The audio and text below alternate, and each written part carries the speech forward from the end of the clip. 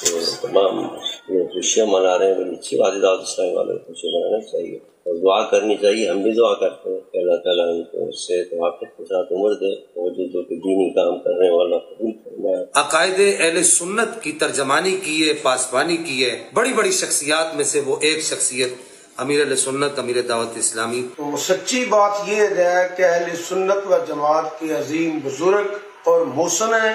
شعبہ تعلیم میں، تدریس میں، تنظیم میں، تربیت میں، المختصر تمام شعبہ زندگی میں آپ کی خدمات قابل تحسین ہیں. آج میں خصوصاً قبلہ امیر اہل سنت، سرمایہ اہل سنت حضرت علامہ مولانا محمد الیاس عطار صاحب قادری دامت برکاتہم عالیہ کی ولادت کے موقع پر آپ کو مبارکباد پیش کرتا ہوں.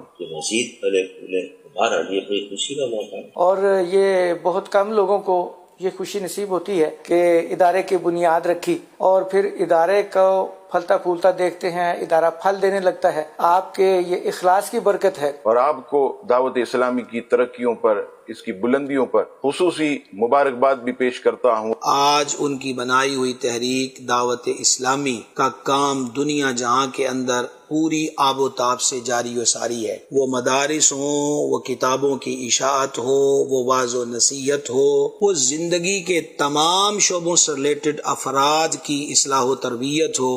ماشاء اللہ تعالی حضرت امیر اہل سنت اور ان کی جماعت، ان کی تحریک کے ورکرز، ان کے مریدین، متوسلین بڑی جانفشانی کے ساتھ اشاعت دین اور تبلیغ دین کو پوری دنیا کے اندر اس عمل کو نبھا رہے ہیں. اور حقیقت میں آج خوشی کا دن ہے کیونکہ آج یوم ولادت امیر اہل سنت دامت برکاتہم علیہ ہے. مدنی چینل کے ذریعے گھر گھر جو محبت رسول اور تربیت کا پیغام نئی نسل تک پہنچ رہا ہے وہ اپنی مثال آپ ہے. جتنے بھی آپ کے چاہنے والے، ان سے یہ التماس کروں گا ان کے ارشادات پر بھی عمل کریں، ان کی سیرت پر بھی عمل کریں.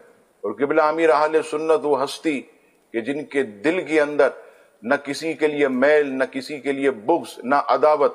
تو آج یہ ضرورت ہے کہ ان کی سیرت کو اپنا کر ہم بھی جو ہے اپنے مسلمان بھائی کے لیے اپنے دلوں کو صاف رکھیں، ستھرا رکھیں. آپ کے تمام مریدین و متعلقین سے میں یہ گزارش کروں گا کہ آپ جڑے رہیے. یہ وہ ہستی ہے کہ جن کے ساتھ رہنے سے آپ کو عقائد کا بھی تحفظ ملے گا اور جن کی تعلیمات پر عمل کرنے سے آپ اعمال کی طرف بھی راغب ہوں گے. آپ میرے لیے دعا کریں، ہم آپ کے لیے دعا کرتے رہیں گے.